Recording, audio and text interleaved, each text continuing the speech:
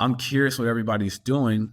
And he's like, oh yeah, bro, we're doing high ticket sales. Everything's remote. Like, what the hell is high ticket sales? And then he's like, oh yeah, we're just taking sales calls, on our laptop, and that's why we're all able to just kind of travel with our family. This and that. It's like 6, 7 of them. They all got the girls. They're all family, all just having a good time. And then I listened to a call, and I was like, oh shit. I'm like, You said okay, I can do that. And then he shows me a check of like 24,000 he made the previous month, which was January. I didn't think it was real.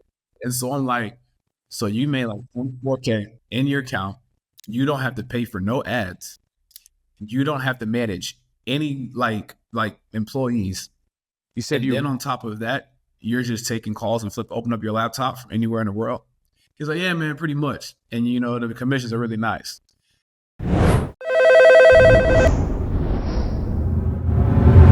All right, welcome back to another episode of the Closers Network podcast. I'm your host, Mike Sadikian, and I got a very exciting guest today. I'm excited to introduce him. He's the definition of resilience and freedom. He co-founded a viral brand in college that exploded to over 3 million followers. But when the partnership collapsed, he hit rock bottom and had to start over from scratch. With nothing to lose, he booked a one-way ticket to Thailand and began a journey that took him to 14 countries across Southeast Asia, South America, and Europe. Along the way, he discovered high-ticket sales, which I'm really excited to dive into. And he's gone and built a life of freedom and flexibility. And he's proved that how you do anything is how you do everything. Now he's a top closer at one of our biggest fitness clients and brands in the world, actually, not just through our company, but he helps transform lives while living his dream of traveling the globe. And he's even writing his first book. This is going to be an incredible conversation. Help me welcome Herschel Dixon Jr. Herschel, what's up, man? What's up, man? How you doing, dog? I am doing good, man. I'm doing good. I'm excited for... You guys wouldn't know this, but this is the second time we're recording this episode because we've had some technical difficulties. But I'm excited, man. I'm excited to, your story was so exciting that I'm excited to just dive into it again. And if you can walk us through, right, how you discovered high ticket sales, like how did that whole thing come about? And if you want to go back and talk about, the partnership, the brand, everything like that, we definitely could. But I would think our listener would be curious because there's a lot of people out there that don't know what high ticket sales is or don't know it exists. So like, how did Herschel come across it? Yeah, man. So just to kind of pick up right there instead of getting retrospect everything else, I found high ticket traveling, right? And I found I was in a place I was really trying to receive something different. I didn't know what high ticket was at the time. I had my own agency, so I was pretty knee deep in digital marketing. And the one thing about that is I was managing a lot of moving parts, right? That famous quote, working in your business instead of on your business. Yeah, that was me, right? So I was pretty much doing anything I could just to afford me that flexibility to travel.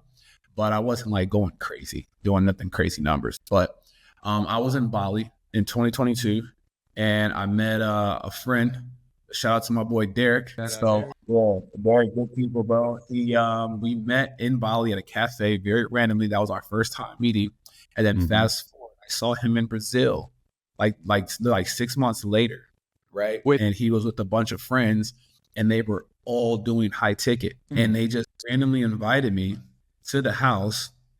I said, okay, cool. So I'm just going to pop out. I went to the house. I'm curious what everybody's doing. And he's like, oh yeah, bro, we're doing high ticket sales. Everything's remote. Like, what the hell is high ticket sales? And then he's like, oh yeah, we're just taking sales calls, on our laptop. And that's why we're all able to just kind of travel with our family, this and that. It's like 6, 7 of them. They all got the girls. They're all family, all just having a good time. And then I listened to a call and I was like, oh shit. I'm like, okay, I can do that. And then he shows me a check of like 24,000 he made the previous month, which was January. I didn't think it was real. And so I'm like, so you made like 24K in your account. You don't have to pay for no ads. You don't have to manage any like employees. And then on top of that, you're just taking calls and open up your laptop from anywhere in the world. He's like, yeah, man, pretty much. And the commissions are really nice. So I bought in right then and there, dude. In Brazil, I was in Rio de Janeiro. They had left back to Bali. I stayed, and I just said, okay, I'm gonna do it, right? And the antennas went off. I went knee deep into just understanding everything that high ticket was, and Derek kind of coached me up a little bit, and I just had this will of wanting to know more, and I was very curious in the beginning. I remember that very vividly. I was so curious at how to master this skill that so many others have, and just really like how can I get better? And yeah, man, and it was a blessing, truthfully. And that was the beginning of something that really helped transform the trajectory of my career with high ticket. Man, I love what you said. How can I get better? Dude, I appreciate you sharing that. There's a couple things I want to unpack there to give a little bit of context to our listener that maybe doesn't know a little bit of your background, right? So there's a couple things I'm hearing you say. It's super important, guys. The number one thing that I heard Herschel say is he was willing to take risks, right? He might have not shared right now, but he booked the one-way flight to Thailand, and that got him to come across and meet certain individuals who he met later in Brazil, right? That invited him through taking that risk, establishing some friendships and connections, and then allowing him to ultimately give him these opportunities to meet new people. Now, for some context, dude, I think it's important to share, you ran a business prior to this, right? And you understand what it takes to run a business, as far as it's not as simple as I have leads on my calendar, I'm going to take calls, right? Running a business has a lot of different aspects of it. You got to market it. You got to do the sales. You got to do the fulfillment. You got to go figure this out. You got to hire people. You got to do that. There's so many moving parts involved. And because you had that experience running the business, what I hear you saying is when you found that there's an opportunity where you don't have to necessarily deal with any of that, you can just focus on taking the phone call and closing that deal. It made a whole lot of sense to you is what I'm kind of hearing you say. Yeah, man, it was a blessing in disguise. It was everything I didn't know that I needed, truthfully, right? Like I understood the element of what hard work looked like because I was always willing to do what I needed to essentially have the life that I was saying, right? Like, so I was never a stranger to hard work. Entrepreneurship and owning the business, it just made sense for me. You know, like I graduated college. I went to college and played ball. Once I graduated, like you mentioned, I had the first company. Me and my boy were very blessed. You know, our brand went viral, amassed a huge following, right? Saw some success early on. We're like 24, 25 at the time. 3 million followers. What'd you say? 3 million followers. Yeah, man, it was pretty dope. Yeah, we were throwing events all over the nation. I've done stuff with Lil Jon, you know, like all types of people, DJs. Like I can show you some cool stuff, but then we were just like, yo, we're gonna throw these events. You know, we're young, bro. We think we made it. You know what I mean? Like we're actually making some cheese a little bit, and then we get our taste of business. And then stuff isn't always rosy. Right when we started to see some of our fruits of our labor in 2019, things kind of went downhill. Partnership began to get rocky, and we had to go our separate ways. And then towards the end of that year, I was in a really bad spot. And I don't like saying bad. I was just in a rocky situation, and I knew I had to figure out what my next pivot was going to be. And it was the revelation of having a conversation with a good friend of mine. And he just reminded me, man, silence, solitude, stillness is powerful, right? And you got to get out of your comfort zone. And like you mentioned, man, I was just open to take that risk. And I booked a one-way trip to Thailand. That was my first time out the country. And that opened my eyes up to making money online, right? This was in 2020, right? And that's when I first knew, okay, like I like this travel. I'll do anything so I can travel. Pretty much, right? And then I came back home and I started that digital marketing agency, which took me about 6-7 months to really catch some real substance. But I was working in it all the time, dude. It was so many different moving parts in the business, and another business owners and entrepreneur, I'm sure you can relate. Like it's not what you think it's gonna be, and sometimes you just wake up and like, all right, here we go, you know, right. And you fall in love with that grind. So when I got approached with Derek and the team and everybody at 1CC, and I saw the impact that you guys were having on people's lives and the structure and the frameworks and how consistent and predictable it could be, I'm like, oh man, like this is a no-brainer, not because of the commissions, but ultimately with sales, I realized that it's the only profession that you can help work on yourself in the process of getting better, right? Like it's really hard to have a big commission month and you're not going to the gym, you're not reading, you're not tapped in doing the things you gotta do, right? So for me, truthfully, I love that part the most because working on yourself is a full-time job. Being able to help people in the process is a blessing. Dropping nuggets on nuggets here, bro. Jeez, I love it. Dude, there's so much you said. Again, I want to unpack there a little bit because, yeah, entrepreneurship is not, sunshine and rainbows. In fact, it's more often not sunshine and rainbows than it is. Usually it's not. But dude, so many people struggle with this, Herschel, but like people have just a struggle of making a decision. And what I heard you say earlier is you said, I'm going to do it, right? You made a decision that you're just going to do this thing. You got out of the comfort zone, man. And for me, even in my own life, I've realized that some of the greatest things that have happened to me is leaving the comfort zone, leaving everybody and everything that I knew. I moved 2 hours away. I'm getting married. I shut down a business myself, a trucking company, to get into high ticket sales about 10 years ago. And I completely moved away while all this stuff's happening. No security, committing to an apartment for a year, just getting married all at the same time. But I made the decision, man. I made the decision. There's so many people out there right now that just struggle to make that decision. And they're in a pattern of indecision, which is making a decision, which means no usually, right? And so I love also what you said about friendships, man. It sounds like you got a lot of great people around you because, you got friends giving you advice and wisdom and challenging you and these friends of yours that you're talking about. So I think there's a lot of power in relationships and having the right people around you. And it sounds like you do, whether it's within the agency or outside of the agency. I think those relationships are huge, man. And I have no doubt they've allowed you to get on this path of success that you're on, do you have anything to add on to like relationships? Yeah, man. I heard something once and it always stuck out to me. It goes, if you set yourself next to another high performer, right? Like somebody that's doing what you are doing or better, preferably better, right? Your performance automatically raises like 15%. There's a study going, right? But if you also surround yourself and you put yourself next to someone that's doing beneath what you're doing or not performing at your level or maybe at your level or below you, you perform 30% less than what you're supposed to. Damn. So to me, what I took from that, like the power of negativity is so much more greater than what it is to be actually like positive, right? So it's important to be intentional with whoever you keep around you because we have no idea the impact that it takes on us until we maybe look back in retrospect, right? Like I can have this conversation about the blessing that I saw and understand how that conversation in a cafe in Bali one time shaped these next 4 years, right? But without that, I mean, who knows where I'd be?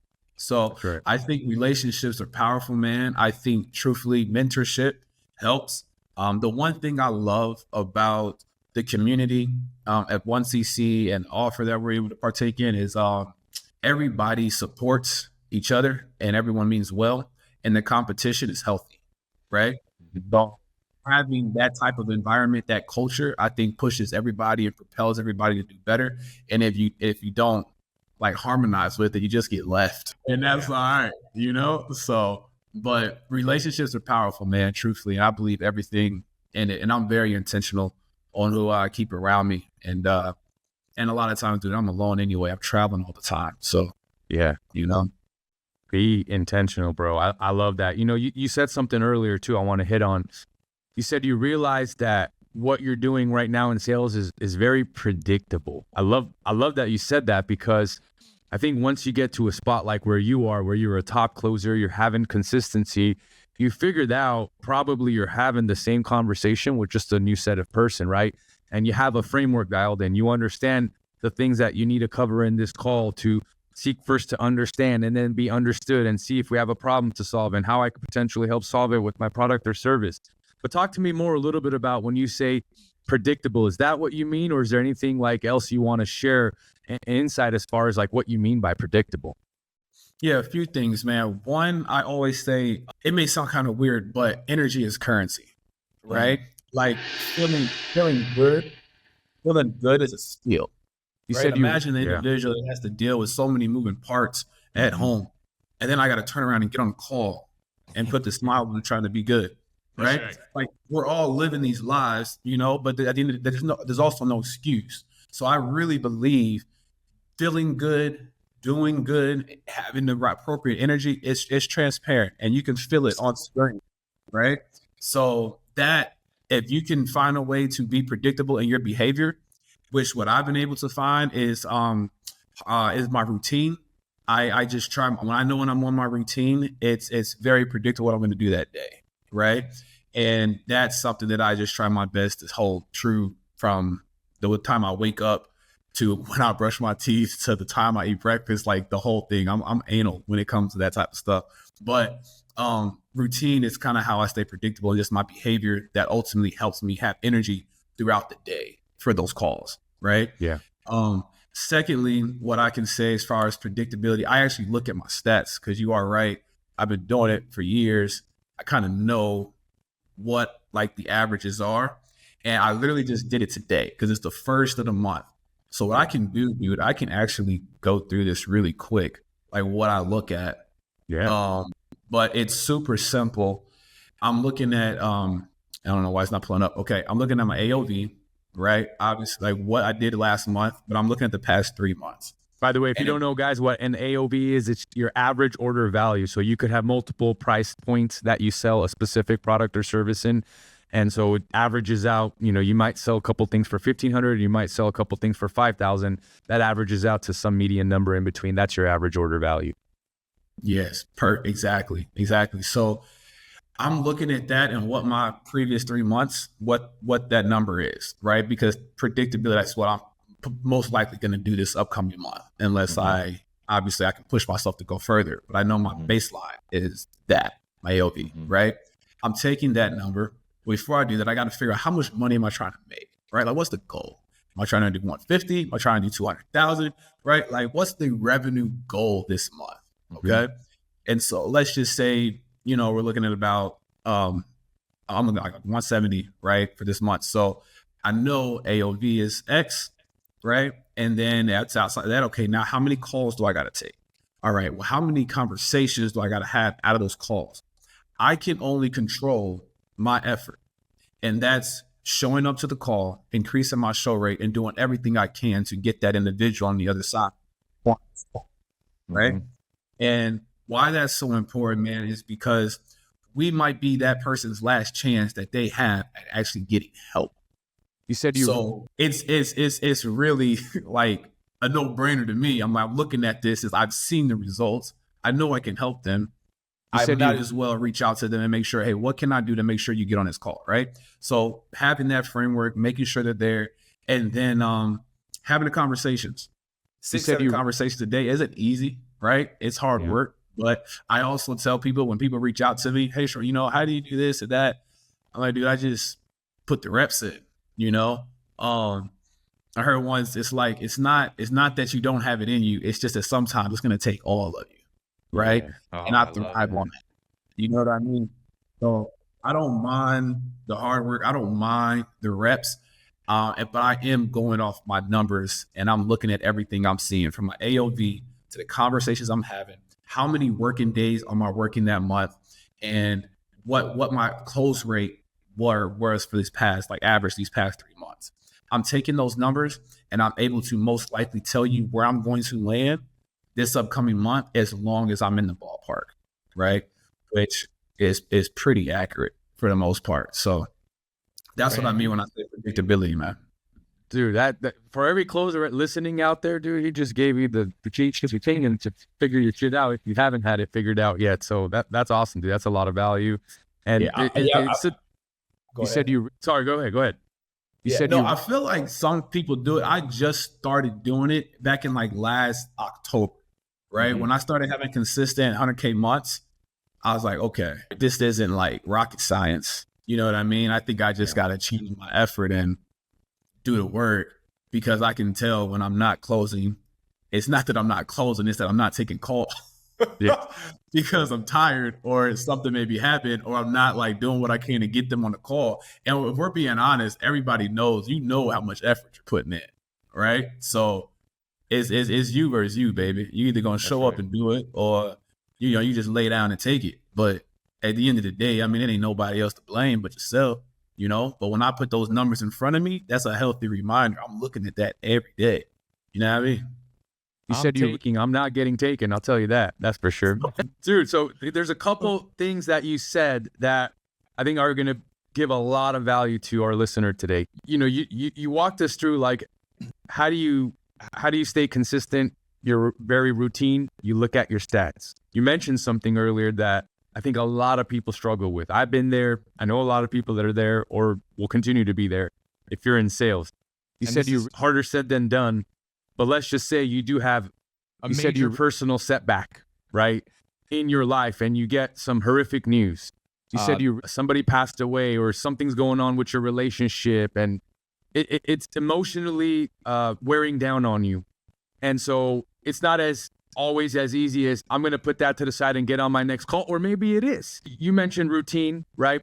And you said you're having that piece of it dialed in, but is there any other piece of advice you would give to a closer right now who is struggling, especially maybe someone newer that's not as seasoned as you and is just like dealing with personal baggage at home? Maybe they're, having issues with the wife, the girlfriend, the this, the that, or life's shown up. They got these bills and these expenses and everything that could be going wrong is going wrong. And we know that life is just never ending problems. And we're dealing with ABC problems today and XYZ problems tomorrow.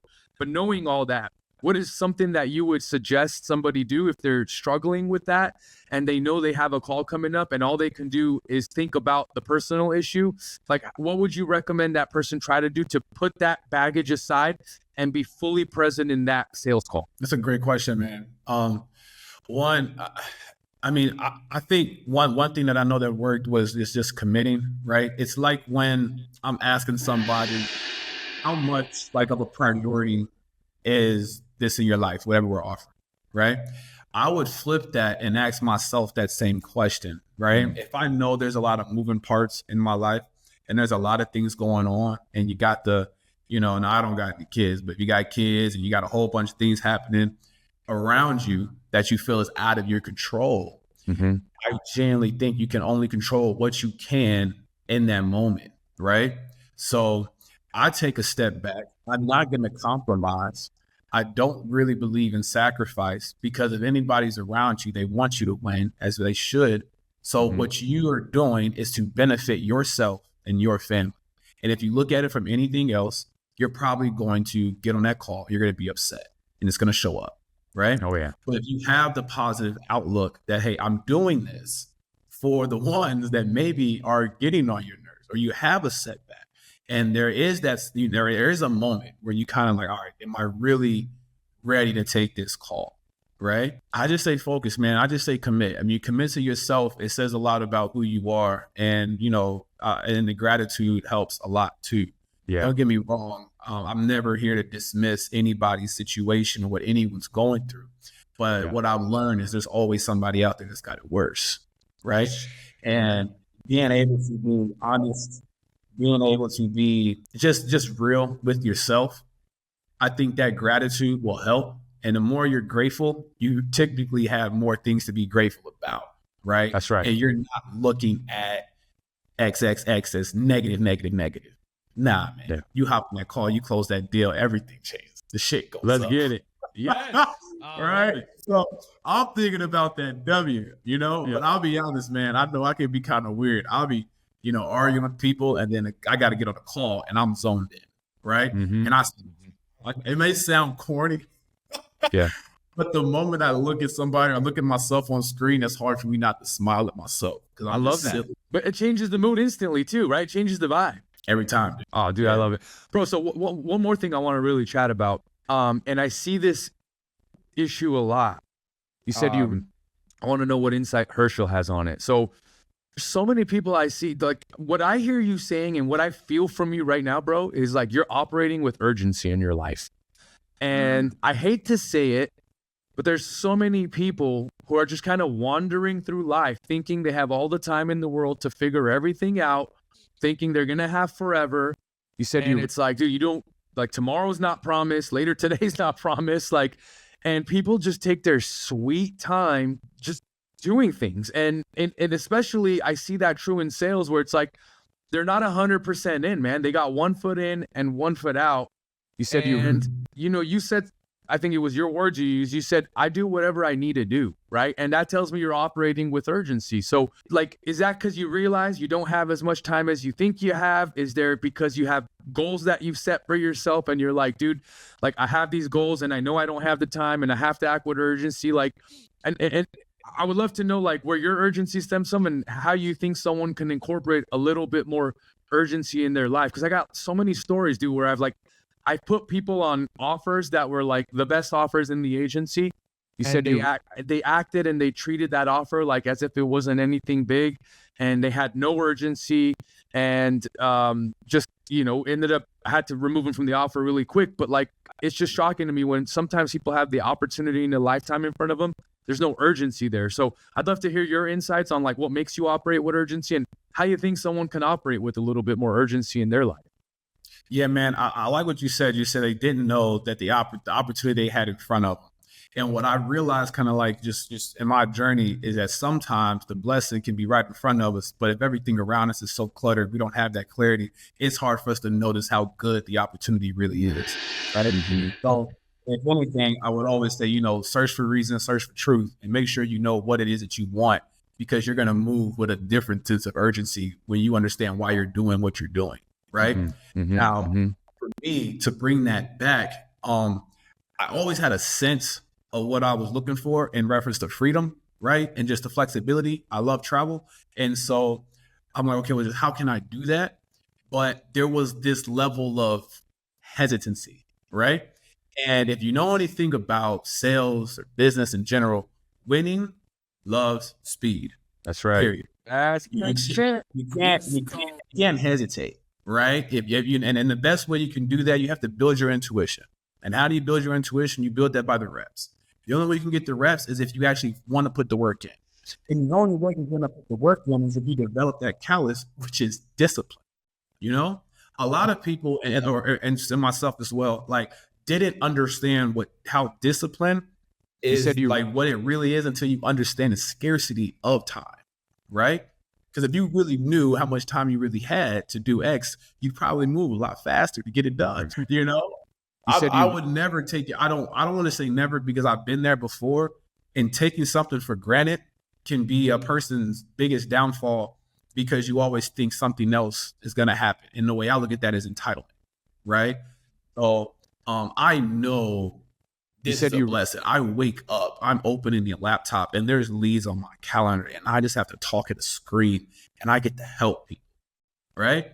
So whatever you got to do to motivate yourself and to hype yourself up, change your perspective, and shift how you look at your situation, it's never really that bad. And if anything, it's going to encourage you to want to do more. I know it did for me. It's not about burnout, right? It's about how do you balance the things that you know you love to get more of those things that you know you love, right? So, yeah, man, to be very clear, discipline helps, right? Makes everything clear, and you have to know what to be disciplined in to get the results that you're trying to receive. And I would say that's probably the biggest thing that's helped me, right, move with this sense of urgency, because I don't know when this offer is going to be done. Like, I don't know when the next thing is going to happen, right? Like, I've been laid off before. Like, I've seen my business go from X and all the way down, right? So, like, I understand, like, a lot of things aren't forever.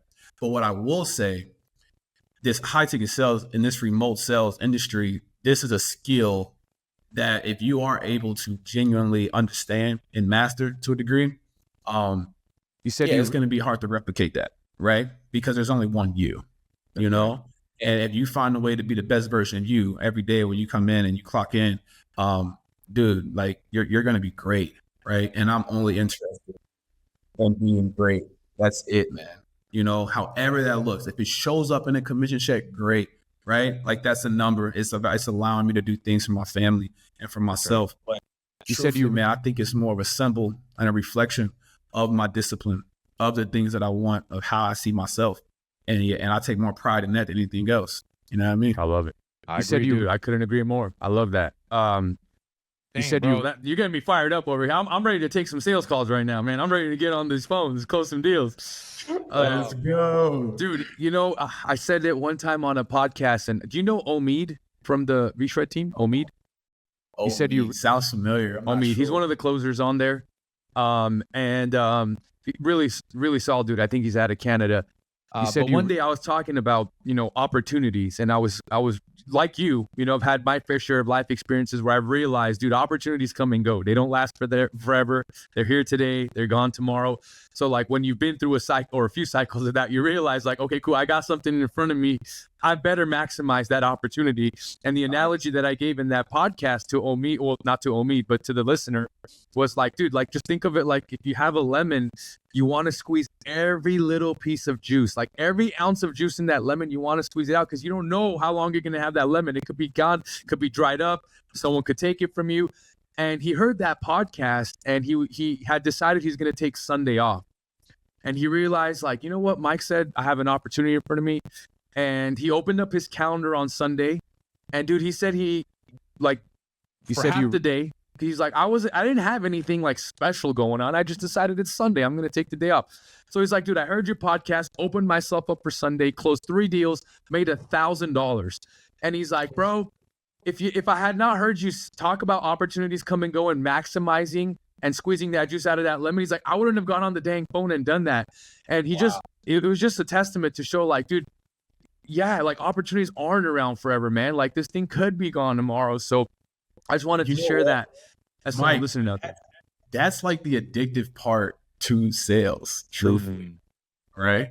Mm-hmm. Because there's been days where I know I'm like, I'm not doing this. Why do I got to do this? I already hit my number for the month. Let me just shut this down today, right?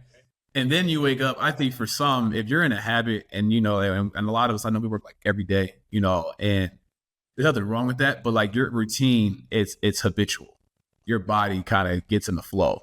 Mm-hmm. So when I'm not doing something, or if I am taking like days off, like I just got back from a vacation, it was hard to get back in a rhythm. You know what I mean? You're rusty a little bit. Oh my God. I hadn't really taken a vacation since I started, you know. And wow. Did that these past couple of weeks. And dude, yeah, this past month was rocky. So, but ultimately what I'm saying is some of the days that I know, I'm like, let me just chill. I'm like, let me just take it. Let me just take another one. Let me just take another one. Those tend to be some of the best days. And it's a problem every single time. Yeah, man. I always encourage people to take the next one. What's that one book by Ed Mylett, Power of One More? I love that book. Yeah. You said I didn't even know Ed Mylett. He had a book, The Power. Oh, wow. Yeah, I read it twice. I don't remember it. You said you Power of One More. Yeah, like one more, like everything. There's a friend of mine too, the guy who actually inspired me about traveling and things like that. He has this like mantra of like 2% better, right? Yeah. Like you do one more than you did yesterday, but be intentional with your iterations, right? So I love that. It's just getting a little bit better, stacking those wins. And Ed Mylett, his whole concept is like, okay, you do 20 reps, you can do one more, right? You did 10 calls today, you can do one more. What's it really to you, right? You do anything if it's just one man, right? So I like that because I think it just helps. You said that resilience that a lot of us are looking for in that mindset. Yeah, I love it, bro. Last question, man. You mentioned money, love, speed, or you said winning, love, speed. And one of my mentors early on shared with me money, love, speed. But I think making money is on the path of winning in some shape or form, because to your point, it's just an extension of the value that you're putting out there in the universe and the value you're receiving back. That being said, dude, what has been your best month at One Call Closers as far as like how much cash have you been able to collect on a given monthly basis? You said man. So this year, it was the beginning of the year, dude. It was in January. I came out and I was hot. I was ready. And I planned it out. So look, what I'm telling you, BS, I say, I gotta take like 200 plus calls. Okay. And I know I gotta have an AOV of this. And that's the only way I'm gonna get close, because my goal was 200,000. I hadn't hit 200,000. But yeah, man, that month I did over 220,000 in January. Yeah, man. Let's go, man. That's freaking exciting. That's big stuff. And I know you travel a lot, so I think you take advantage of some of those currency exchanges as well, right? That some of us in the States don't really get the benefit of.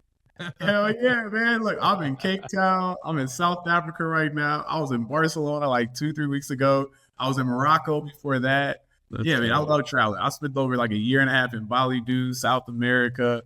I enjoy it. Thailand, like Singapore, Argentina, all that stuff. But the currency helps, right? So I like moving around. Obviously I go back to the States every now and again, but I'll probably be in Cape Town for a couple of months, just hanging out. So does help for sure. But yeah, man, January is my biggest month. Now I'm thinking about it, and that kind of set the tone for the year. And you said I think it helps. It helped a lot. I love it. I love it. You said you were intentional about it, which is, it says something, right? You had a plan. You went into it with intention. You got it done, and it set the tone for the rest of the year. So now like, hey, I hit that number, right? That's like kind of becoming a new standard. It's like, hey, that's the number I know I've hit and I can hit, right? So I'm going to kind of focus and continue doing things. So I love that, bro. Is there anything about it? I talked about it too. So, I know you mentioned about, a book. It's so funny about when I was writing the book is when I was really starting to like catch momentum, right? And it was, I went 6 months, I went to Tulum, and I just wanted to kind of get off socials, and I just wanted to dial in and see, okay, what do my numbers look like? How predictable can I make this? So it's going to be more of a career instead of just up and down type of thing. And then that's when I wrote this book. It's called Dreamers and Doers. Right? Dreamers and Doers? And the concept of it is I was looking for answers to kind of figure out what my truth is. And while I was looking for that, right, I found a lot of commonalities that a lot of dreamers, like we all have, but a lot of us kind of get stuck in that dreamer's phase. So the practicality of that bridge of how do you take yourself from a state of mind, ideation, to actualization and getting it done and understand what speed looks like. And doing it, right? Like truthfully, just that, right? And adopting that doer's mentality. So the book explains that, but I bring that up because I had to adopt that mentality to have that month in January. You said I was sick half the month in January. If you go back and listen to my calls, I had no idea. Yeah, there it is right there, man. So I had no idea, like half the time on the calls, I'm dog, allergies out of my mind, but I'm like, nah, man, just do it, right? Like you're at the plate, you're right there, hit your mark, and I did it, So I'm just gonna always encourage people to take that step, even when you don't want to do it anyway. If it means something to you, don't hesitate, right? And if you got a calling on your life, it's best you pick up the call because if it's true to you, it doesn't stop coming. You said so yeah. Bro, I can't wait to meet you in person, bro. Your energy, your wisdom, your mindset, dude. I hope maybe this year you make it down to the Christmas party or maybe to the summit next year, bro. But I can't wait, man. I'm excited to meet you in person. I love the energy, bro. I love the mindset. I just love everything you got going on, guys. If you just missed it a few moments ago, I shared Herschel's book. So if you want to go support him, you can buy the book on Amazon, Dreamers and Doers. I'm excited because I actually want to pick up a copy and check it out, dude. So brother, is there anything that we haven't talked about that you want to leave with our listener today? Nah, man. I think from a sales perspective, the only thing I always tell any other sales guys or gals who hit me up, tonality is huge, right? I always say, the tone of your voice speaks louder than your words do. So just focus on that. And I think that helped me a lot. And that's always my biggest advice to anybody that hits me up. But other than that, man, nah, Mike, it's always good talking to you. I feel like this conversation is better each time, dude. Last time was great, but nah, man, thanks for having me. This was pretty cool. I appreciate you coming on, man. Thank you for everything that you do. I'm excited to see your continuous growth here, and we'll see you guys on the next episode. Peace.